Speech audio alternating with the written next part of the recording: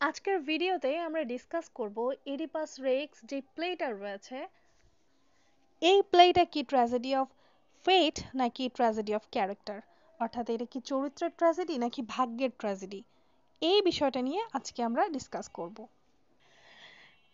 উভয় দৃষ্টিভঙ্গিরই গুরুত্ব রয়েছে এবং উত্তর নির্ভর করে সফোক্লিসের ঘটনা প্রবাহের উপস্থাপনার উপর, অর্থাৎ এটা কি ট্র্যাজেডি অফ ফেট নাকি ট্র্যাজেডি অফ ক্যারেক্টার। প্রথমে আমরা দেখব এটা কি ট্র্যাজেডি অফ ফেট কিনা। প্রথমেই চলে আসা যাক ভবিষ্যৎবাণীর ভূমিকায়। পুরো নাটকটি এমন একটি ভবিষ্যৎবাণীকে কেন্দ্র করে আবর্তিত হয় যেখানে বলা হয়েছিল ওডিপাস তার পিতাকে হত্যা করবে এবং তার মাকে বিয়ে করবে।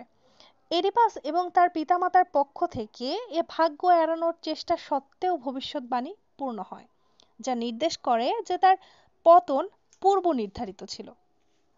ভাগ্যের অনিবার্যতা।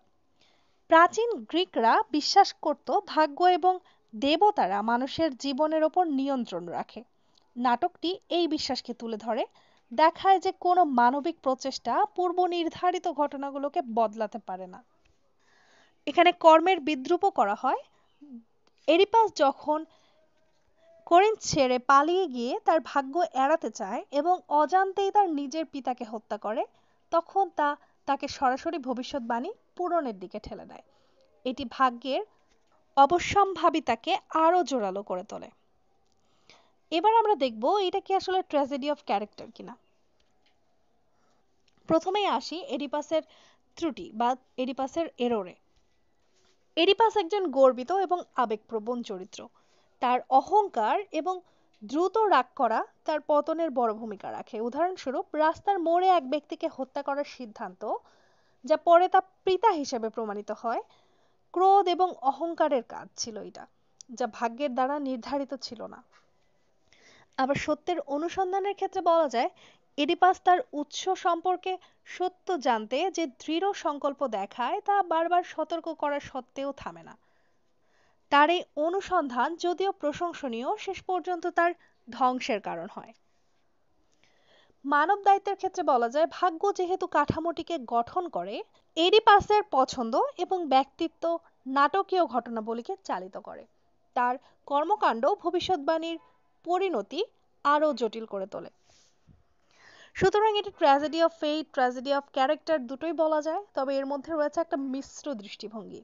ইডিপাস রেক্সকে ভাগ্যের ট্র্যাজেডি অর্থাৎ ট্র্যাজেডি অফ ফেট এবং চরিত্র ট্র্যাজেডি অর্থাৎ ট্র্যাজেডি অফ ক্যারেক্টারের সংমিশ্রণ হিসেবে দেখা যেতে পারে। ভাগ্য এমন একটি কাঠামো প্রদান করে যার মধ্যে এডিপাস কাজ করে, তবে তার নিজস্ব সিদ্ধান্ত এবং চরিত্রগত বৈশিষ্ট্য নাটকীয় ঘটনা প্রবাহকে তার করুণ পরিণতির দিকে নিয়ে যায়। সোফোক্লিস অত্যন্ত দক্ষতার সাথে এই উপাদানগুলিকে সংযুক্ত করেছেন, মানব জীবনের জটিলতা তুলে ধরেছেন, যেখানে ভাগ্য এবং মুক্ত ইচ্ছা অর্থাৎ ফ্রি উইল একসাথে বিদ্যমান।